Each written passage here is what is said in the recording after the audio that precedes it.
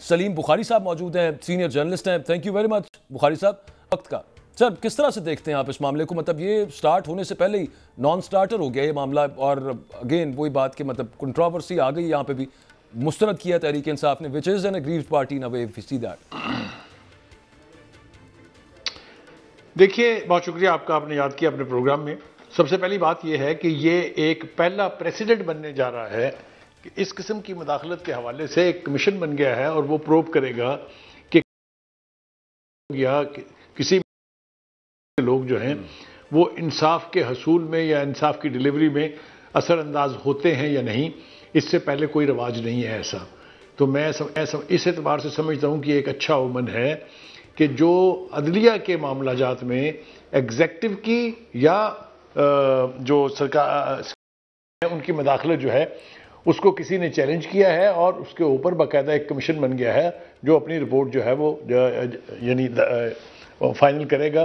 دیکھیں گزارش یہ ہے، یہ نہیں ہو سکتا کہ آپ درخواست دیں اور آپ کے سپورٹر جو ہیں وہ پھر کہیں کہ ہماری مرضی کا آپ جج لگا دیں، ہمیں تو کوئی دوسرا منظور نہیں ہے. یہ بھی کہیں نہیں ہوتا ہے. ایک کسی نہ کسی جج کو لگنا ہے، اس کی کسی نہ کسی کے ساتھ رشتہ داری ہوگی. وہ آسمان سے تو نہیں اترا ہوگا نا، نہ زمین سے اگا ہوگا. تو یہ رشتہ داریاں اور تعلق تو ہوتے ہیں. دیکھنا یہ ہے کہ اس شخص کی کریڈیبلٹی کیا ہے، اس کے ماضی کے فیصلے کیا بولتے ہیں. تو میرے خیال سے اس ایک اچھے اومن کو فرسٹ ہینڈ ریجیکٹ کر کے میرا نہیں خیال کہ کوئی بہتر قدم اٹھایا گیا ہے.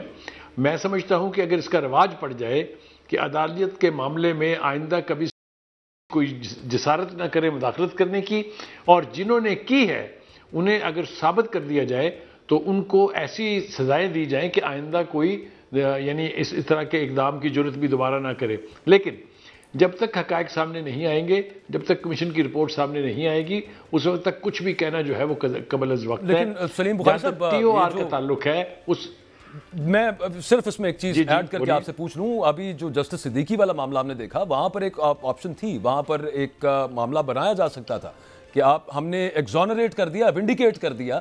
سرخرو تو ہو گئے صدیقی صاحب اور ان کے الزامات مان بھی لیا کہ وہ درست الزامات تھے ان کے. وہاں پر کسی کو اگر مورد الزام ٹھہرا کر ان کو، اور یہ خط کے اندر بھی یہ تذکرہ ہے کہ وہاں پر اگر ایک مسئلے کو پورا حل کیا جاتا تو پھر یہ والے معاملات شاید آگے نہ ہوتے. اور یہاں پر اگین ہمارے پاس یہ آپشن ہے. دیکھیے بالکل آپ نے ٹھیک کہا ہے. لیکن شوکت صدیقی صاحب چونکہ ضدی آدمی ہیں، اڑیل آدمی ہیں، انہوں نے چھوڑا نہیں ہے معاملے کو. ابھی بھی ان کا مطالبہ بھی یہی ہے اور وہ اس کو پرسو بھی کریں گے کہ جناب جن لوگوں کے میں نے نام لیے تھے ان کے بارے میں آپ نے ایکشن کیا لیا ہے. وہ بانگے دہل کہہ رہے ہیں، باقاعدہ میڈیا میں کہہ رہے ہیں. تو یہ اتنی جلدی میرے خیال سے ان لوگوں کی جان چھوٹنے والی نہیں ہے جن کے اوپر انہوں نے نام لے کے الزام لگائے تھے. میرے خیال سے اس ٹی او آر میں جو سب سے زیادہ ڈینجرس چیز ہے، شاید اس طرف ابھی تک توجہ نہیں گئی ہے، اور وہ یہ ہے کہ وہ صرف یہی معاملہ نہیں دیکھیں گے بلکہ اور معاملوں کی طرف بھی ان کی نگاہ اٹھے گی. تو مجھے یوں لگتا ہے جیسے یہ معاملہ جو ہے پھر 2018 سے شروع ہوگا. اس وقت کی مداخلت کا لیول کیا تھا، کس طرح کی مداخلت تھی، اس کے بعد ججز نے کس طرح کے فیصلے کس کے کہنے پر کس کی مرضی پر دیے، یہ سارا کچھ آئے گا. یہ I think this is the most dangerous thing. اس کے اوپر کیوں ابھی توجہ نہیں گئی ہے، لیکن یہ بات کہ پی ٹی آئی کو منظور نہیں ہے. سر یہ تو بخاری صاحب بات وہیں پہ آ گئی نا.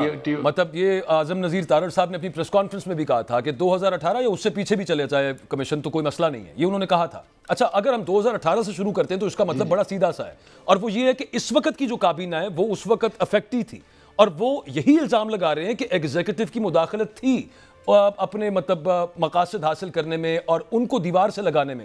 اور اب یہ کابینہ جو تب ایگزیکٹو کے ہاتھوں پریشان تھی، اب وہ کہہ رہے ہیں کہ جناب یہ جو 6 جج صاحبان نے خط میں ایگزیکٹو کی مداخلت کے الزامات لگائے ہم ان کی نفی کرتے ہیں.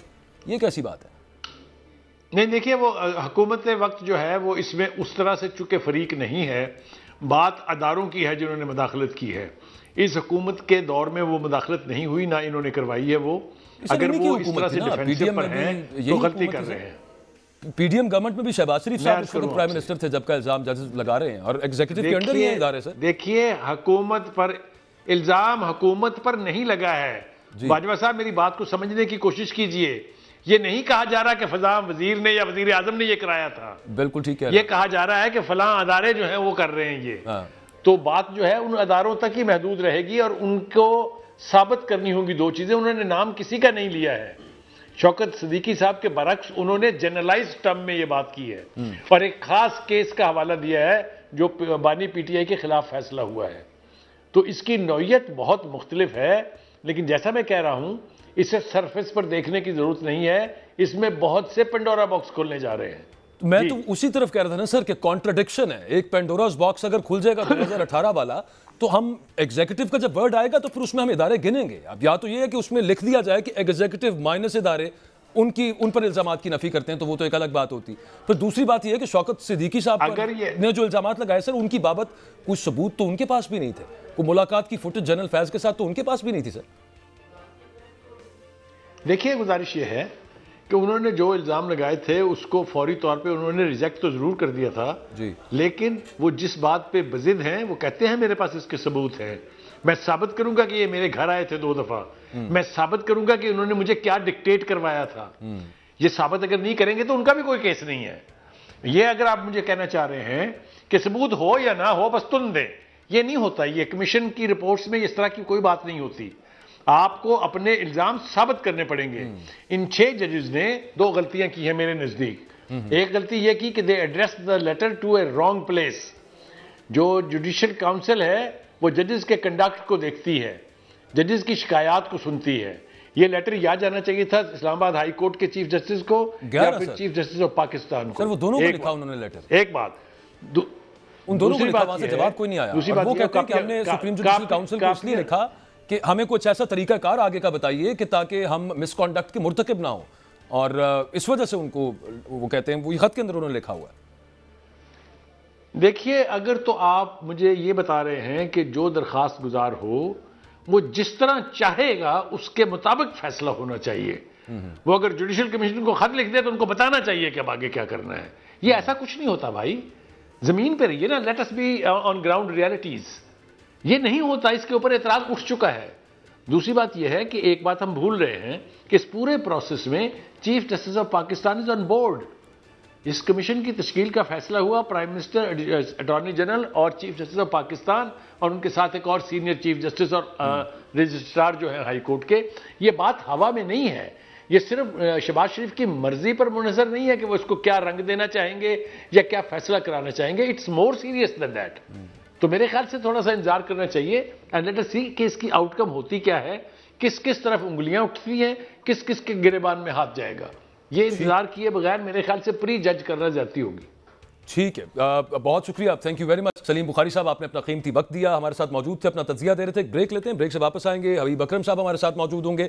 بھانت بھانت کے الزامات جو ججز نے الزامات لگائے ان پر مطلب الٹا ان پر الزامات لگنا شروع ہو گئے ہیں اور عجیب و غریب قسم کے، میں ان کو بیہودہ ہی کہوں گا. بہت ساری چیزیں، بہت سارے سوالات کھڑے کر دیے گئے کہ جناب یہ کہا گیا کہ جناب ہمارے پاس فوٹیج موجود ہے، جو کیمرہ لگا ہوا تھا وہ موجود ہے، ساتھ USB موجود ہے، جو بیڈ روم کے اندر کیمراز فکس تھے اس پر سوالات یوں کہ اٹھانے شروع کر دیے. کیمرہ لگایا کس نے یہ ثابت کرنا پڑے گا.